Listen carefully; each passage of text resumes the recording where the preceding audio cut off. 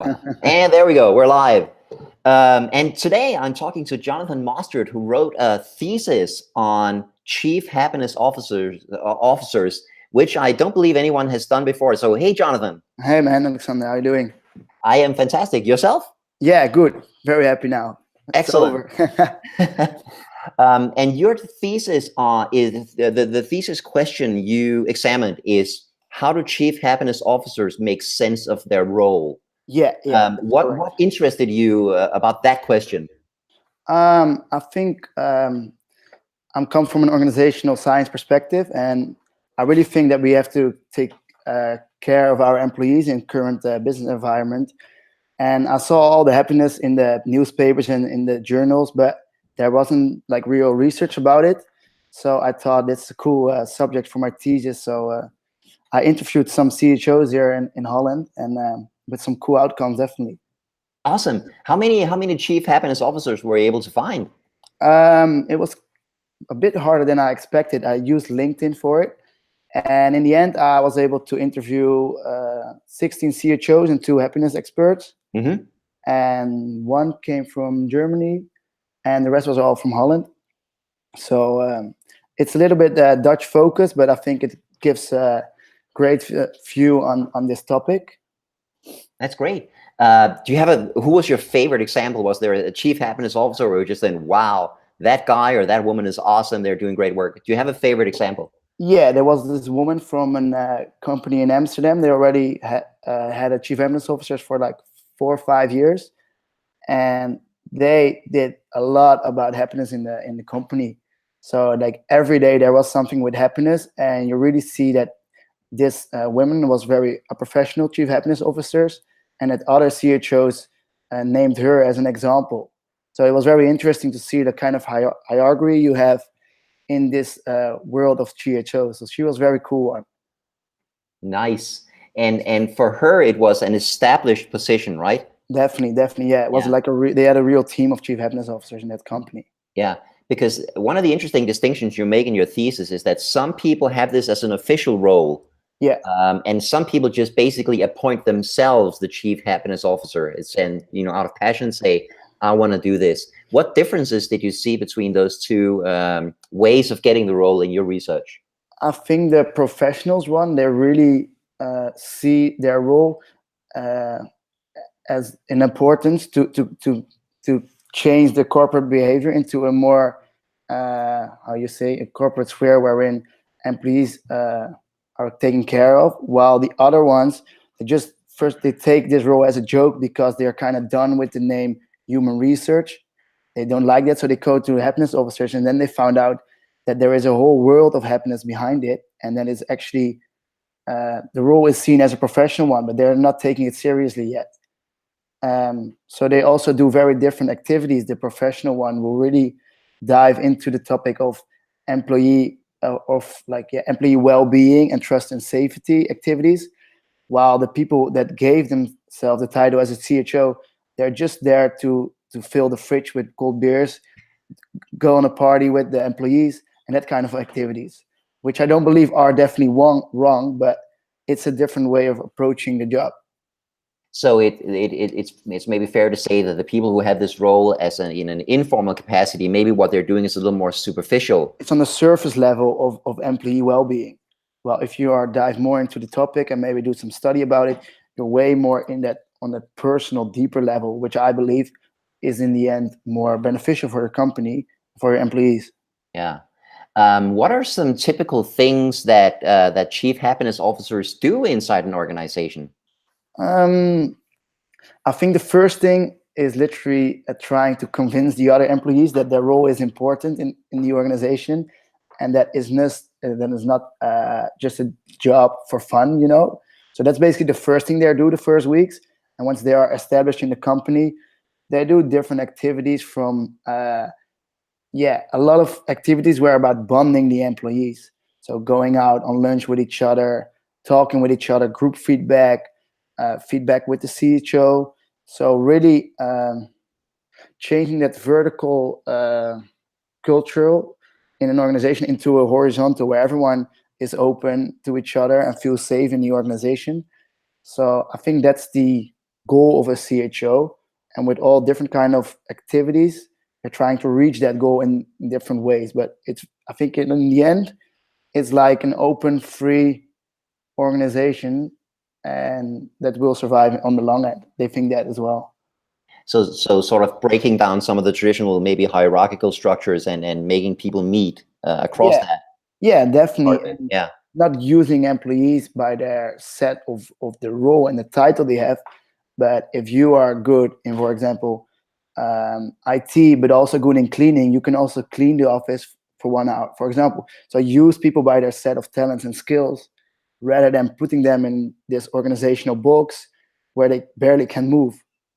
So I think that's very important, and also for the sustainability of the company and the employees, to use people in the things they like to do and in which they're good at.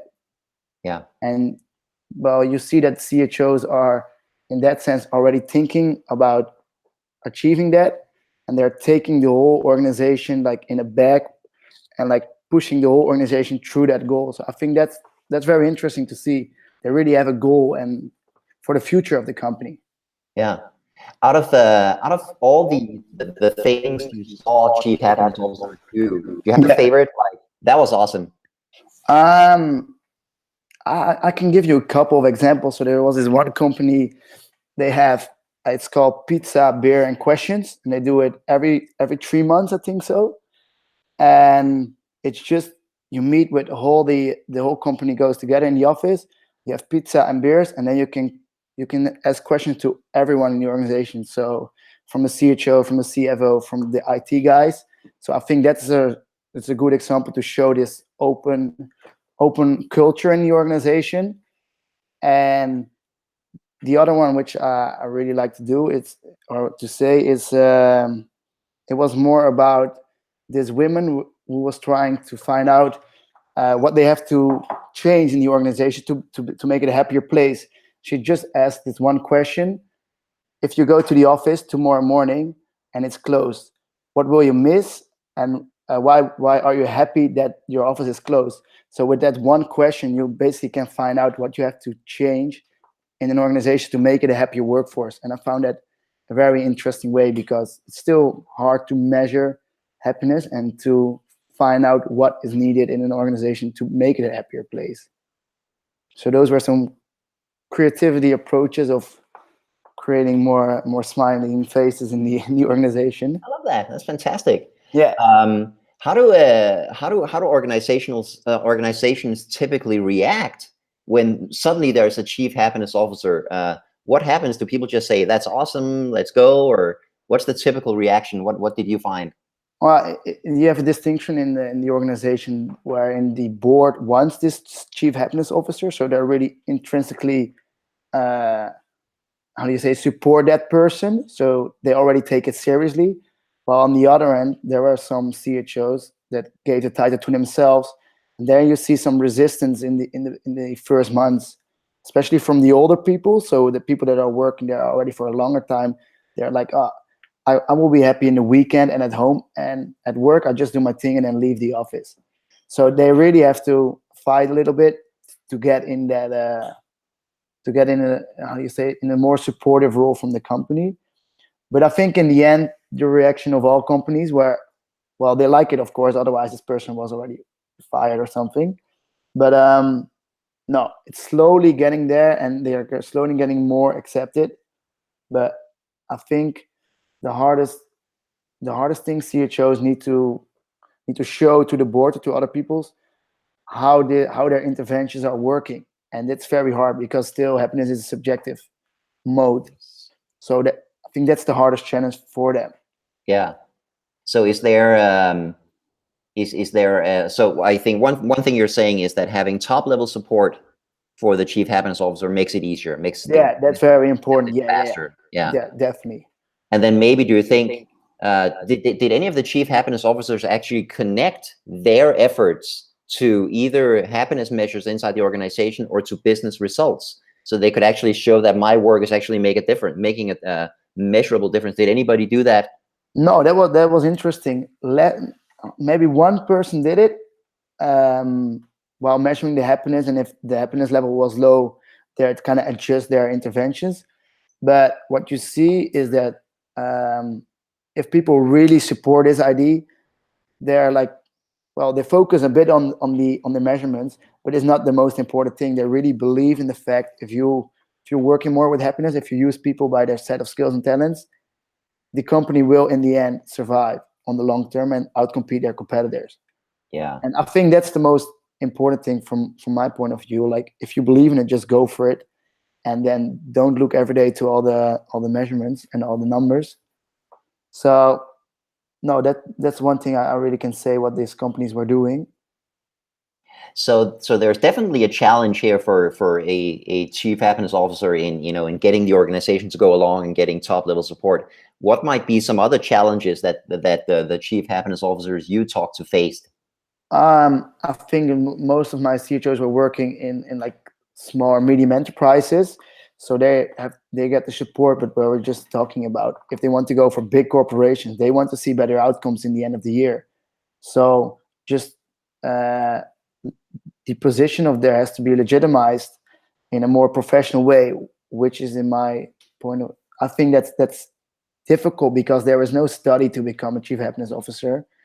There is no certain knowledge you have to know or a paper you have to study for to get this role. So if this CHO person wants to work in bigger and more established companies, they need to get support somehow with a paper or a study or like. So that was difficult for them. Yeah. So I think that's the major challenge. You can do it on a kind of service school level in small companies, but once this role is increasing in the amount of CHOs, they need to get some kind of support which legitimize their role. Yeah. And given that this is a fairly new role and still Yeah. sort of kind of undefined, Yeah. there is no certification, there is no training, except that there is one now in the Netherlands, right? Yeah, there was one, but there was one at my university at the Rotterdam School of Management. But it's still difficult because I think it's a 3-month program, so you can follow that. But if I work 3 months at this university and I go to a company on the other side of the world, are they going to trust me? Am I going to make them happy? What happiness is for me as a Dutch student might be different for a person in Brazil. So yeah, it's difficult to establish themselves in big companies. I think that's gonna make it or fill it in the future, or at least the role, not the subject of happiness in the organization. I think that one will increase. Yeah. So what again in your research, what did the organizations get out of having a CHO? I think this CHO showed them that you can organize organization in a whole different way, which the managers maybe learned at school in that period. Like, especially for this new kind of generation, we care less about money. We want to work in an open culture. We want to use our talents. We want to change maybe quick from job roles rather than this idea of having desk and hierarchies. And so it's a whole new way of corporate culture, I think, in my opinion.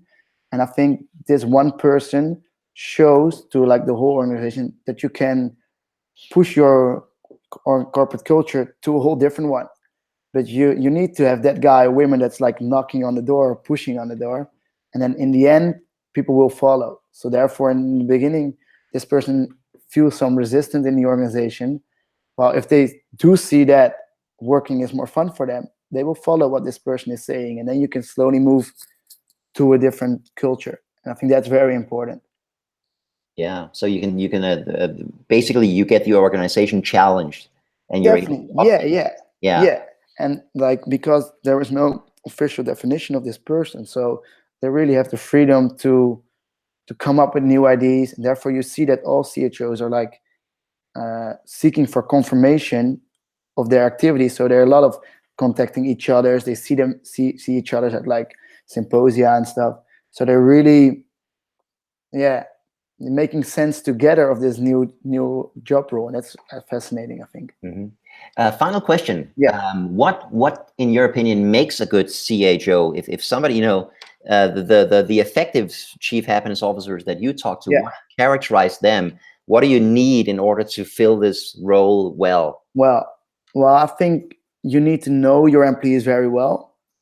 So it's about not knowing what this person is doing at this job, but for example, what's the name of his daughter? What kind of sport does he do? So really like this personal touch with each other. Somebody who connects well with other people. Definitely, Has yeah. a You have to genuine be, interest in yeah, other people. yeah, and you not have to fake that interest. Like really, like show that interest to the person. Secondly, you have to have some skills that you can make a person feel safe and trusted in the company. I think that's very important. Once they're safe and trust in the organization, people will start talking to each other, and you will feel, yeah, happier at work. And third, I think a good CSO has to be creative, not be boring and do the Friday drink weekly stuff. You also have to do that, but try to be creative with coming with like creating interventions, and ask for feedback. Ask your employees what to do. What do they like? What do they want to do? What do they want to learn? Listening is very important in that sense. Don't be arrogant and come up with your own ideas and push it in the organization. No, let your neighbor come up with an idea, and then well, for example, let him be the CHO for one day.